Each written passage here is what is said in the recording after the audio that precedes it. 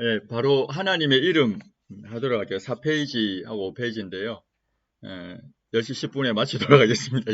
근데 이게 뭐 그렇게 많지는 않아서 처음에 제가 책 소개할 때 이동원 목사님 책 소개해드렸잖아요. 하나님 그의 이름은 비밀입니다. 이 책인데 하나님의 이름에 관한 책도 많이 있습니다. 근데 이제 이동원 목사님 책을 제가 소개해드린 거는 설교로 한 내용을 책으로 만들었는데 그래서 우리가 접하기에 너무 좋아요. 그냥 설교 듣는 것처럼 조금 딱딱하기보다 편하게 잘 적었습니다. 그래서 이 책에는 하나님의 이름을 세 개로 했어요. 처음에 얘기했던 엘로힘, 그리고 여호와, 아도나이 이렇게 세 개로 이야기합니다. 근데 저는 여기 하나님의 이름에서 네 개로 했습니다. 샤다이를 하나 더 포함을 해서 처음에 1번에 엘로힘, 엘yon 해놨는데 그냥 엘로힘 생각하시면 되고요. 2번 아도나이, 주님이라는 뜻이고요. 3번에 샤다이라고 했는데 주제, 주권자, 다스리는 자, 이제 그런 뜻입니다. 그리고 여호와, 이렇게 이제 크게 네 가지 이름으로 제가 잠시 말씀을 드리려고 합니다. 만약에 하나님을 믿는다라고 하면서 엉뚱한 이름을 부르면 어떻게 되겠습니까? 하나님 믿는다 하는데 하나님을 엉뚱하게 부르면 안 되죠. 하나님의 이름도 우리가 장명한 건 아니겠죠. 장명해서도 안 되고 하나님이 알려주신 대로 우리가 이름을 불러야 돼요. 그리고 성경에서 하나님이 내 이름이 이것이다 라고 알려주신 그 이름은 하나님에게 써야 됩니다. 그렇죠? 그 이름을 사람에게 쓰면 안 되잖아요. 사람을 보고 엘로힘 이러면 그건 우상이죠. 우상숭배. 그러면 안 돼요. 사람을 보고 주제자. 이 주제자가 뭐냐면 주권자, 다스리는 자. 이 세계 만물을 다스리는 분이다. 뭐 이렇게 하면 안 되잖아요. 그 우상숭배거든요. 그래서 하나님의 이름은 하나님에게 써야 됩니다. 이 하나님의 이름을 사람에게 써서는 안 된다는 거죠. 사람을 보고 여호와 해서도 안 되고요. 사람을 보고 여기는 아도나이 주님 이래도 안 됩니다. 여기에 아도나이는 상전과 종에 있는 그 관계를 넘어서는 거예요. 내 몸 자체가 당신의 것이다 이런 의미이기 때문에. 그래서 이제 이런 표현들은 하나님에게만 써야 됩니다. 십계명은 출애굽기 20장하고 신명기 5장에 보면 십계명을 기록하고 있습니다. 그 중에 20장 7절 말씀인데요. 20장 7절 3계명이라고도 합니다. 이 내용 한번 우리 읽어보도록 하겠습니다. 20장 7절 시작. 너는 내 하나님 여호와의 이름을 망령되게 부르지 말라. 여호와는 그의 이름을 망령되게 부르는 자를 죄 없다 하지 아니하리라. 망령되게 부른다. 뜻이 뭘까요? 망령되다. 거짓을 위하여 혹은 범죄를 위하여 그런 뜻입니다. 그러니까 하나님의 이름을 부르는데 거짓을 위해서 부른다? 어떤 경우가 있을까요? 하나님을 이름 부르는데 거짓을 위해서 부른다? 내가 거짓말을 해요. 하면 안 되는데. 근데 거짓말 해요. 거짓말 할 때 많잖아요. 그것도 잘못이죠. 거짓말 하면 안 되는데. 근데 거짓말 하면서 이렇게 이야기합니다. 내가 하나님의 이름으로 말하는데 이건 사실이다. 하나님의 이름을 들어서 난 주장한다. 그렇게 하면 안 됩니다. 1계명 어기는 것과 똑같아요. 6계명 살인하지 말라. 그거 어기는 것하고 똑같다는 겁니다. 심각한 죄라는 거죠. 그래서 거짓을 위해서 하나님의 이름을 들어 써서는 안 된다는 겁니다. 제가 이 얘기 드린 이 3계명은 그냥 대수롭지 않게 받아들여요. 우상 숭배하지 말라. 와, 우상 숭배하면 심각한 죄다 이렇게 얘기하면서 하나님의 이름을 망령되게 일컫는 것에 대해서는 그럴 수도 있지 이런 생각을 가지고 있어요. 그래서는 안 된다는 거예요. 똑같은 10계명 안에 있는 내용입니다. 범죄를 위해서도 망령되게 부를 때가 있습니다. 악의적인 의도로 그럴 때도 있죠.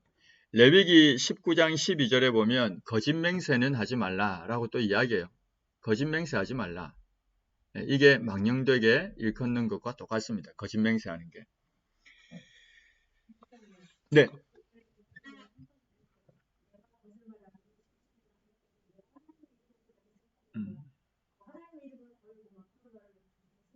네네네. 가능하면 안 하시는 게 좋습니다. 그런 맹세를 하지 말라고.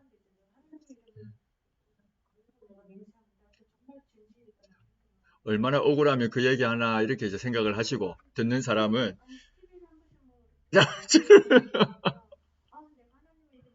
네네네. 사실은 그렇게 얘기하는 것 자체를 주님이 금하셨는데요. 왜 금하셨겠습니까? 그렇게 하나님의 이름을 가지고 맹세한다고 할 때는 과장된 내용이거나 감추어진 내용이 많습니다. 사실은 그 자체가 삼계명 어기는 내용이 제가 볼 땐 거의 대부분입니다. 하나님의 이름을 가지고 맹세하는데 하나님의 이름을 가지고 이것은 사실임을 증명한다라고 할 때는 그 자체가 이미 과장됐거나 거짓을 숨기거나 그런 내용들이 거의 대부분이다 이렇게 보시면 돼요. 그래야 뭐 또 우리는 그렇게 하면 안 돼요. 하면 안 되는데 듣는 사람 입장에서는 얼마나 절박하면 저럴까 이러고 지나가야죠. 어쩌겠습니까? 그런데 만약에 그 사람이 내가 아는 사람이고 같이 교회 다니는 사람이라면 얘기해 줘야 돼요. 나중에 얘기해 드릴게요. 그 부분은 성경 구절 이렇게 찾아서 하나님에게 부성애가 있죠. 하나님에게 모성애가 있죠. 눈동자와 같이 지킨다. 그죠? 내가 이 젖먹이는 젖먹이는 엄마의 사랑으로 사랑한다. 부성애와 모성애가 하나님에게 있습니다. 아버지의 사랑도 있고 어머니의 사랑도 있어요. 그죠? 그러면 우리가 하나님 아버지 이렇게 부르잖아요. 이게 하나님 어머니 부르면 안 돼요? 왜냐하면 부성애도 있고 모성애도 있으니까. 또 어떤 애가 이야기합니다. 기도하는데 실제로 그랬다는 건 아니고요. 이거는 가정해서 제 딸이 제가 기도하는데 옆에 있었습니다. 제가 하나님 아버지 이랬습니다. 아빠가 아버지라 불렀네? 그럼 나는 할아버지라 불러야겠네. 하나님 할아버지 이렇게 해요. 해도 될까요? 안 될까요? 하나님 어머니, 하나님 할아버지, 나는 오빠가 좋아. 하나님 오빠 될까요? 그렇게 부르면 안 됩니다. 왜요? 하나님은 아버지라고 계시해 주셨잖아요. 제가 처음에 말씀드렸는데 성경에서 계시해 주시는 이름을 받아야 돼요. 우리가 장명하거나 만들어서는 안 됩니다. 하나님에게는 부성애가 있고 모성애가 있습니다. 그런데 이 하나님의 이름을 아버지라고 알려주셨어요. 부성애와 모성애를 동시에 가진 아버지로. 그래서 우리는 하나님 아버지라 부릅니다. 저도 하나님 아버지 불러야 되고요. 제 딸도 하나님 아버지 불러야 돼요. 하나님 어머니 부르면 안 됩니다. 근데 이 얘기한 거는 하나님 어머니 부르는 이단이 우리나라에도 있습니다. 네, 알죠? 네, 어머니 하나님 부르는 이단들이 있어요. 페미니즘이 등장하면서 이제 더 심해졌죠. 네, 그렇게 해서는 안 된다는 겁니다. 그래서 제가 이 얘기 드린 건 한 번 더 강조하기 위해서거든요. 성경에서 계시해 주신 대로 이름을 불러야 되고 그 이름은 하나님 계시해 주신 하나님의 이름은 하나님에게 불러야 한다라는 겁니다. 하나님은 엘로힘이라고 합니다. 이 엘이 뭐 최고 뭐 이런 뜻인데요. 이 복수형이 엘로힘, 엘로힘 복수형. 우리가 하나님을 엘로힘이라고 할 때 그냥 하나님 혹은 뭐 엘로힘 이렇게 부르는데 전능하신 하나님, 창조자 하나님 할 때 엘로힘이라고 보통 많이 부릅니다. 엘론이라는 뜻은 높고 고귀하시다 뭐 이런 뜻인데요. 그냥 거의 비슷합니다. 최고 이런 거하고. 그래서 여기에 엘로힘, 엘론을 그냥 엘로힘 이렇게 생각을 하시면 됩니다. 민수기 24장 16절 같이 한번 읽겠습니다. 시작. 하나님의 말씀을 듣는 자가 말하며 지극히 높으신 자의 지식을 아는 자, 전능자의 환상을 보는 자, 엎드려서 눈을 뜬 자가 말하기를. 이 장면은 이제 뭐 발락, 발람 나오는 이제 그 장면입니다.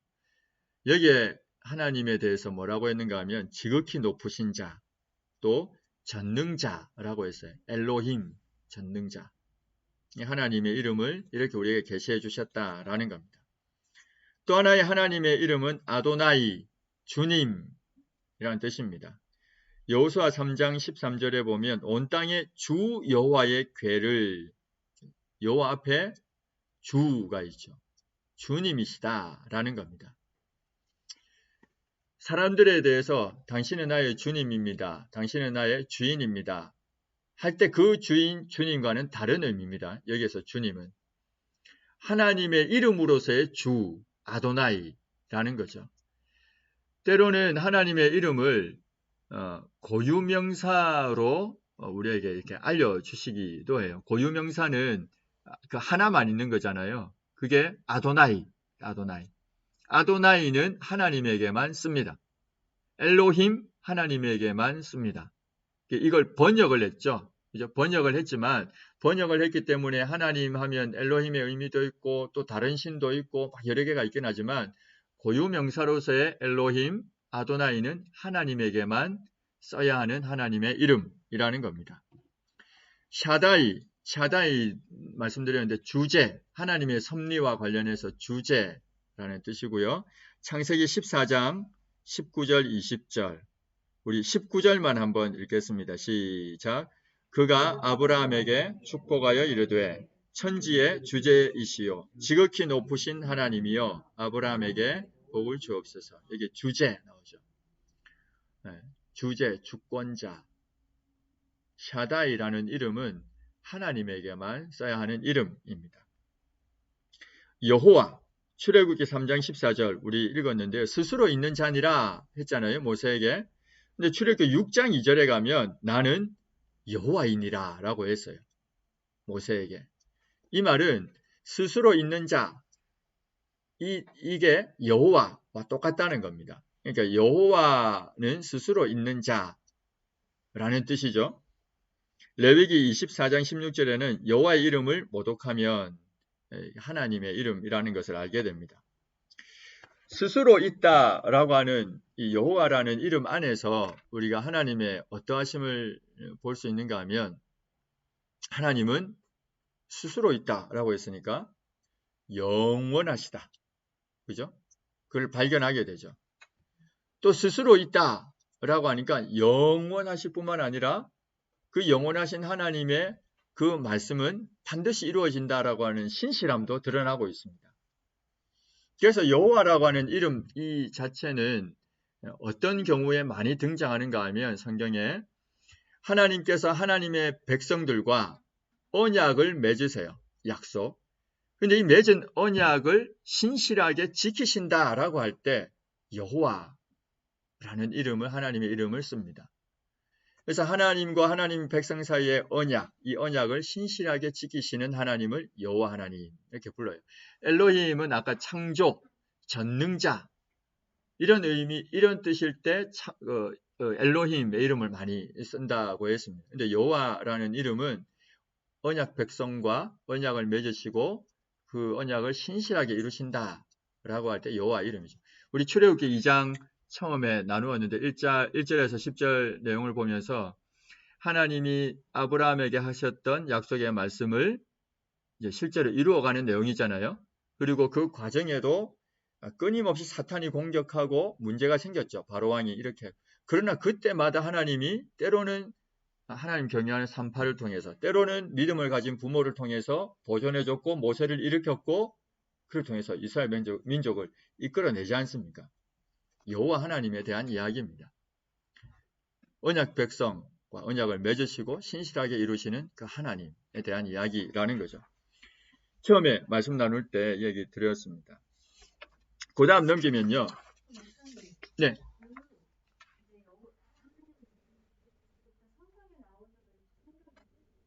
네네네.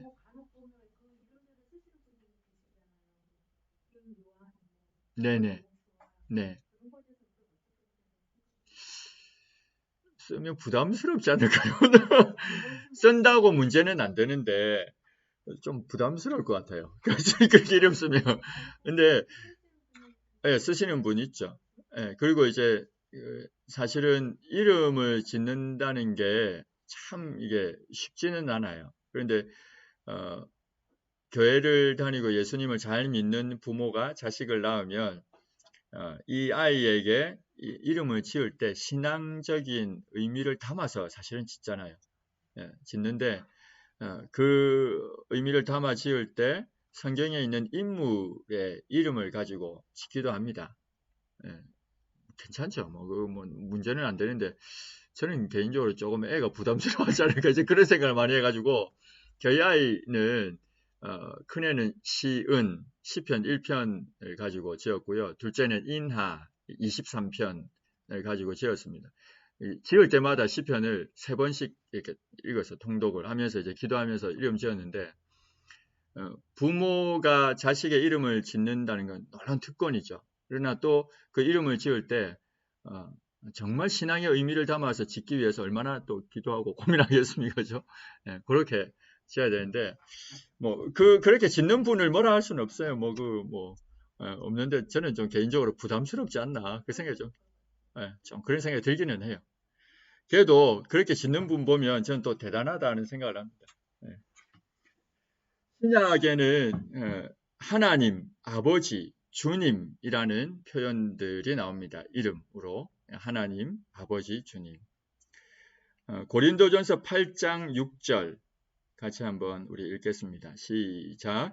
그러나 우리에게는 한 하나님 곧 아버지가 계시니 만물이 그에게서 났고 우리도 그를 위하여 있고 또한 한 주 예수 그리스도께서 계시니 만물이 그로 말미암고 우리도 그로 말미암아 있느니라. 하나님, 아버지, 주 여기 나오죠. 근데 이 주가 예수 그리스도 앞에 있죠. 이 말은 예수 그리스도가 하나님이시라는 것을 이야기합니다.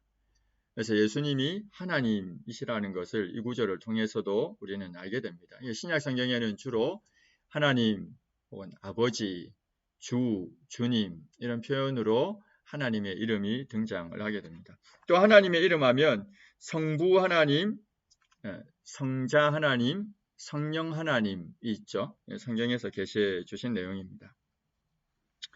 이제 3계명의 의미를 조금 더 생각을 해본다면 제가 처음 말씀드린 것처럼 망령되게 일컫는다 할 때 맹세나 저주, 맹세할 때 하나님의 이름을 가지고 맹세하는 것 여러분들 안 하시길 바랍니다.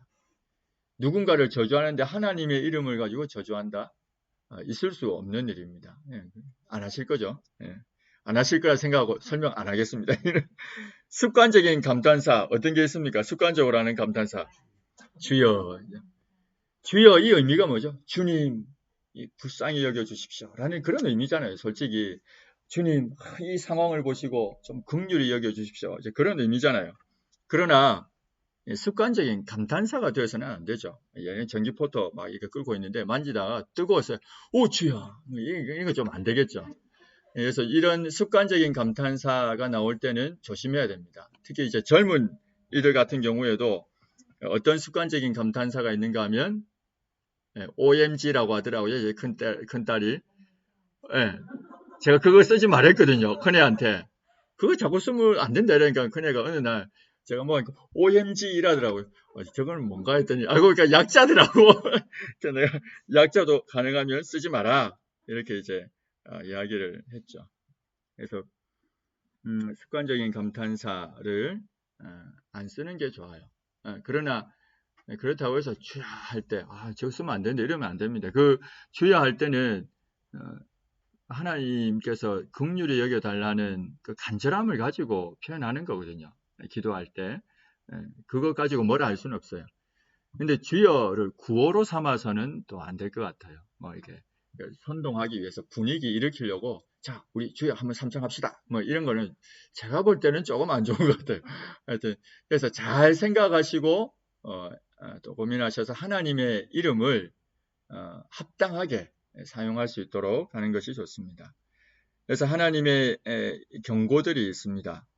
이거는 이제 하나님의 이름을 이제 함부로 부르지 말라는 이제 그런 내용들입니다. 여기까지 오늘 하고요.